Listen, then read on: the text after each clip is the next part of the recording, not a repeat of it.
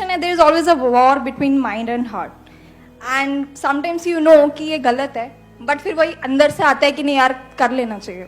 Sometimes you are like not decidable कि ये चीज़ सही है या गलत है, दिमाग कुछ और कह रहा है, दिल कुछ और कह रहा है. तो सर उस टाइम क्या करना चाहिए, क्या सुनना चाहिए और क्या मानना कि चाहिए? मतलब दिल की सुने या दिमाग की सुने. इसको हम एक और तरीके से भी बोल सकते हैं इस टॉपिक को, how to stop being an emotional fool. सही लग रहा है टॉपिक? सारे कह रहे सर यही तो है हम. सबने यस सर बोल दिया. कितने चाहते हैं ये आज के सेशन का टॉपिक? सब चाहते हैं. अरे वाह, let's give a big hand for her. Please. Topic हमको मिल चुका है. Topic is how to stop being an emotional fool. तो सबसे पहले देखते हैं इमोशनल होना क्या बुरा है. ये बुरा नहीं है. ये जो वर्ड है इमोशन, इसी में इसका मीनिंग है. You can call it as energy in motion. लेकिन अगर वो एनर्जी अनकंट्रोल्ड वे में चलने लग जाए तो क्या होगा? एक है एनर्जी आपके कंट्रोल में है, इमोशंस आपके कंट्रोल में है. एक है आप इमोशंस के कंट्रोल में हो. कैसी होगी इस बंदे की लाइफ जो इमोशंस के कंट्रोल में है? खत्म ही खत्म है जी. मतलब एक मिनट में वो एक्साइटेड हो जाएगा, अगले मिनट में डिप्रेस्ड हो जाएगा. जब जरूरत से ज्यादा खुश हो जाएगा तब भी रायता फैलेगा. जरूरत से ज्यादा खुश हो जाते हैं तो कमिटमेंट नहीं करने लग जाते उल्टे सीधे. पूरी की पूरी रामायण को अगर आप समझने की कोशिश करोगे तो सारी जो प्रॉब्लम्स हुई उसकी जड़ क्या थी? सीता. अरे नहीं, सीता जड़ थी.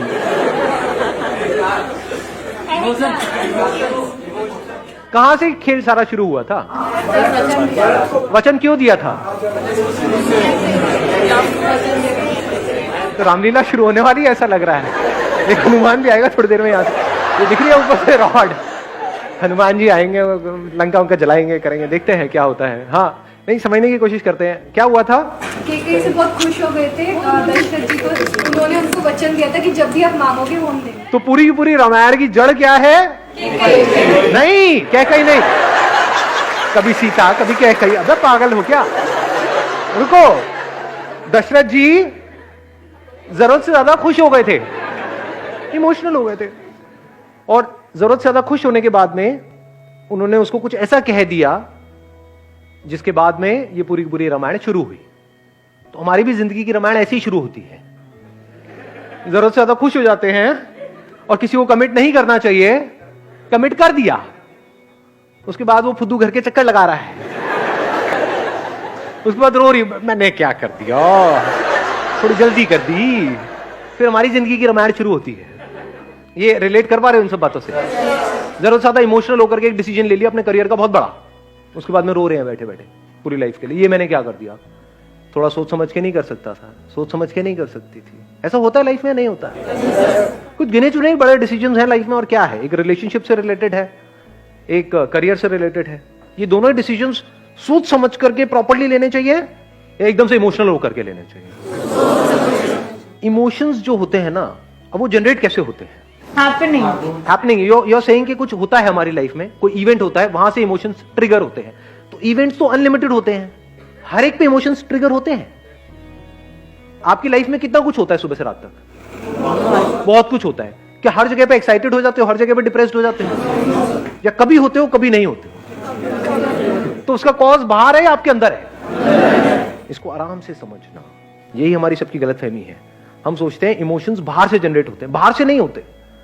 फॉर एग्जाम्पल, किसी गाड़ी का आपके माइंड में डिजायर पड़ा हुआ है और वो डिजायर बहुत स्ट्रांग है और वो गाड़ी आपके सामने आएगी तो आप इमोशनल नहीं हो जाओगे? और अगर वो डिजायर है ही नहीं तो ऐसी 1000 गाड़ियां भी आपके सामने से निकल जाएगी, कुछ भी नहीं होगा. ऐसे ही जिस तरह की आपने मूवीज देखी है, करी है, ये है वो है, उससे रिलेटेड इमेजेस बन जाती है हमारे माइंड में. प्रिंस चार्मिंग,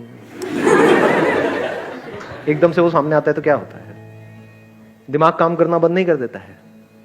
बाहर से हम अपने आप को बड़ा काम एंड कंपोज दिखा रहे होते हैं, अंदर ही अंदर क्या चल रहा होता है? अरे मजा आ गया. ऐसी फीलिंग्स होती है, नहीं होती? ओबे देखो देखा देखा, पलट पलट पलट पलट पलट पलट पलट. ये खेल शुरू नहीं हो जाता है. उस वक्त क्या होता है? दिमाग काम करना बंद नहीं कर देता है. अब जैसे जैसे वो डिजायर पूरा होता है तो हमारे अंदर ग्रीड नाम का एक इमोशन पैदा होता है। ग्रीड सिर्फ चीजों से रिलेटेड नहीं होता, लोगों से रिलेटेड भी होता है। लालच आता है, और अगर उसमें कोई रुकावट आती है तो क्या होता है? पता लगा आपको वो आपको नहीं देख रहा, आपकी फ्रेंड को देख रहा है, तो क्या होता है? गुस्सा आता है, जेलसी होती है। तो इस सबकी जड़ क्या है?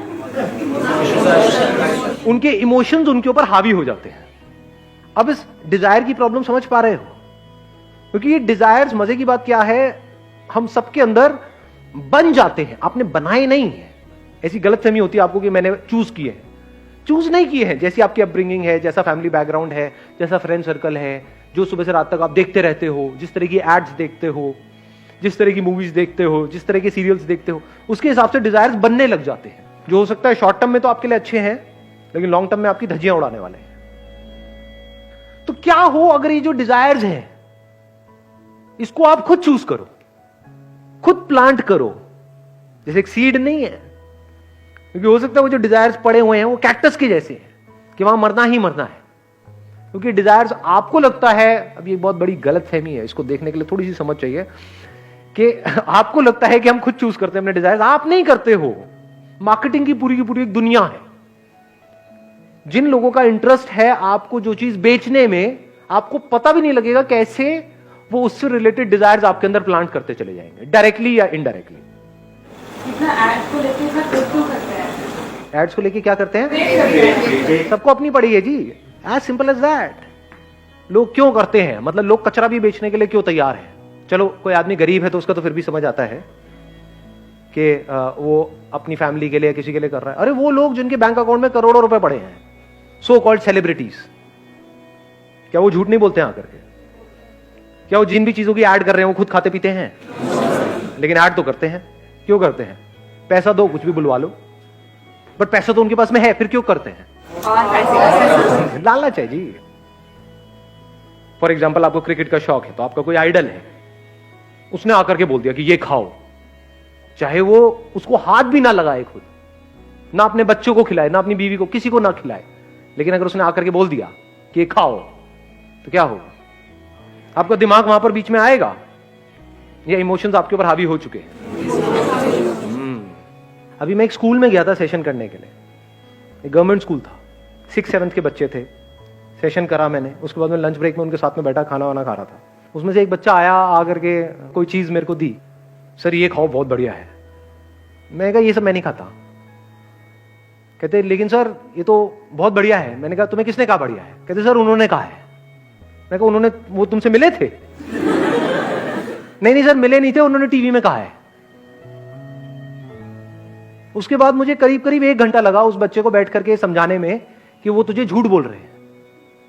उन्होंने कहा वो झूठ क्यों बोलेंगे, वो तो बहुत अच्छे इंसान है, उनको तो सब इतना मानते हैं, मेरे पापा मम्मी भी इतना मानते हैं, वो झूठ क्यों बोलेंगे, वो मेरे से झूठ क्यों बोलेंगे? फिर मुझे बहुत देर लगी, उनके मैंने YouTube पे कुछ इंटरव्यूज निकाले, वो दिखाए। मैंने कहा देखो ये खाते हैं ये, और ये बताते हैं कि ऐसे ऐसे, एक चावल का दाना भी एक्स्ट्रा नहीं खाते हैं सुबह से रात तक, ऐसी डाइट लेते हैं, तब जाकर के वो आज इस लेवल पे है। उन्होंने काफी जगह बताया भी हुआ। फिर मैंने कुछ और उनको क्लिपिंग्स दिखाई YouTube से निकाल करके।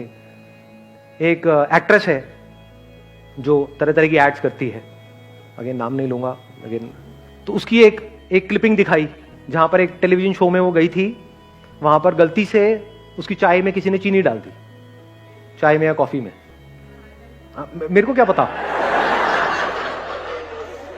तो उसकी चाय में या कॉफी में किसी ने चीनी डाल दी, तो वहां पे बहुत उल्टा सीधा उसने बोला उस पर्सन को भी और चीनी के बारे में भी। और वो जिस तरह की एड्स कर रही है, that is all loaded with sugar, chemicals और पता नहीं क्या क्या। तब जाकर के उन बच्चों को ये रियलाइज हुआ कि एक्चुअल में ये लोग झूठ बोल रहे हैं, नहीं तो वो ब्लाइंडली फॉलो कर रहे हैं। ये छोटी प्रॉब्लम नहीं है, बहुत बड़ी प्रॉब्लम है। जो बच्चा उनको फॉलो कर रहा है, जिसने उसको आइडल बनाया हुआ है, उसको नहीं पता है कि वो खाना गलत है। उसके लिए तो उन्होंने बोल दिया, बिल्कुल ऐसा है जैसे भगवान ने कुछ बोल दिया, उसके लिए तो आइडल है ना। तो उस बच्चे को नहीं पता है कि उसके लिए वो गलत है, उनको तो पता है ना कि उसके लिए गलत है।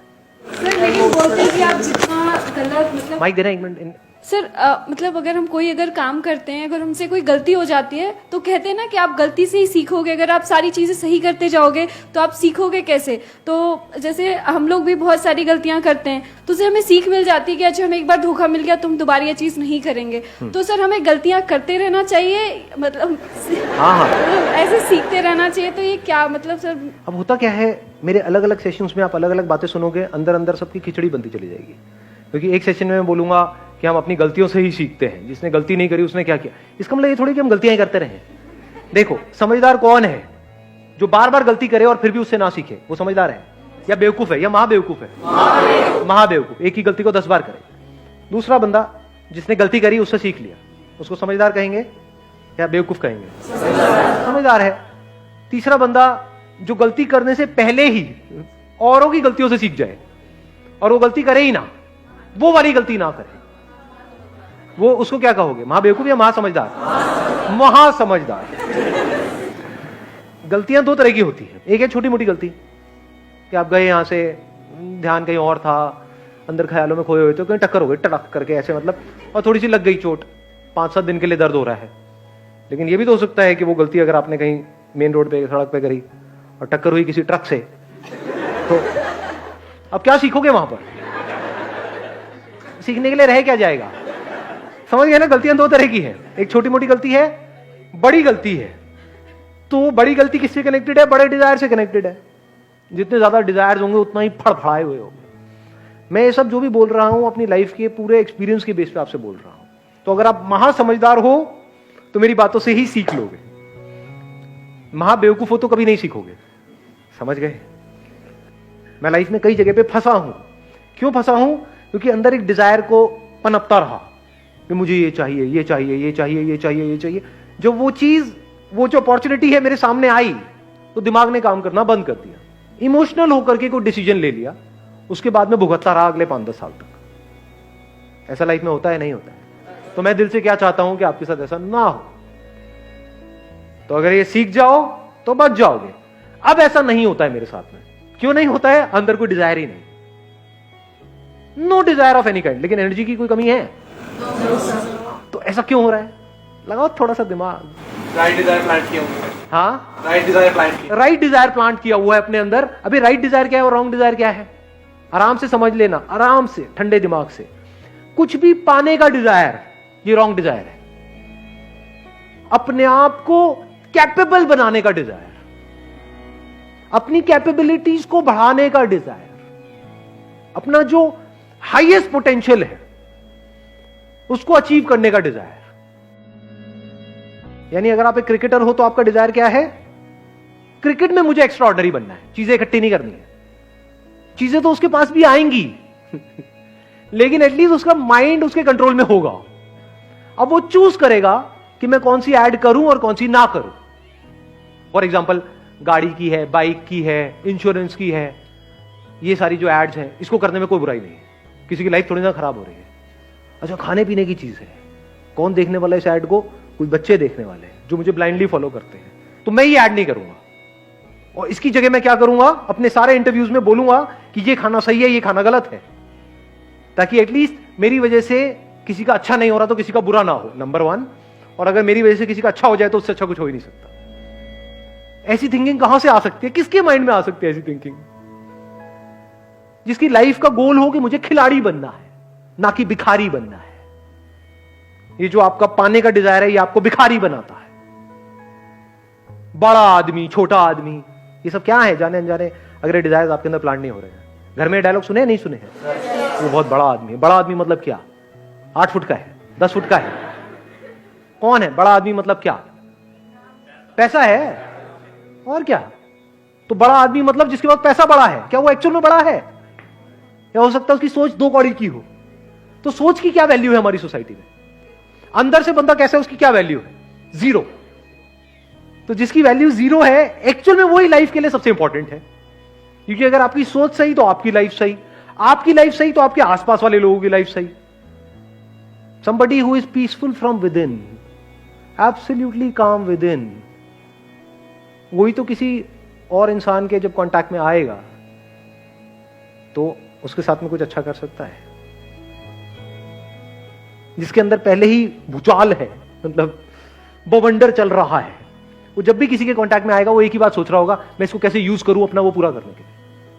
जो चीज मुझे चाहिए उसमें ये काम का है या नहीं है। काम का है तो आपके लारे लप्पे करेगा, नहीं है तो आपको साइड में कर देगा। ऐसी नहीं है दुनिया, अपना काम निकालने के बारे में सोचते सुबह रात। ऐसे ही बनना चाहते हो, या फिर ऐसे बनना चाहते हो कि कहीं पर बैठे हो किसी के साथ में, अब वो चाहे अमीर है गरीब है कोई फर्क नहीं पड़ता है, चाहे रोड के साइड में बैठ करके चाय पी रहे हो, घंटों तक बैठे हो, बैठ करके देख रहे हो, ऑब्जर्व कर रहे हो। ये ऑब्जर्व करने के लिए अंदर एक ठहराव होना चाहिए, अंदर खुशी होनी चाहिए। खुशी और पीस ऑफ माइंड अलग अलग चीजें हैं, एक ही है? अलग है? एक ही है? एक ही है। ये अलग अलग चीजें नहीं है, नाम अलग अलग है। उसको आप शांति कहो, खुशी कहो, एक ही चीज है। आप लोग खुश रहना तो चाहते हो, सब रहना चाहते हैं दुनिया में, लेकिन ये नहीं पता है खुश रहते कैसे हैं। ऐसे सीड्स अपने अंदर प्लांट करने होते हैं जो जैसे जैसे लाइफ आगे बढ़े आप अंदर से और पीसफुल होते चले जाओ। Wish you all the very best. Thank you so much for coming.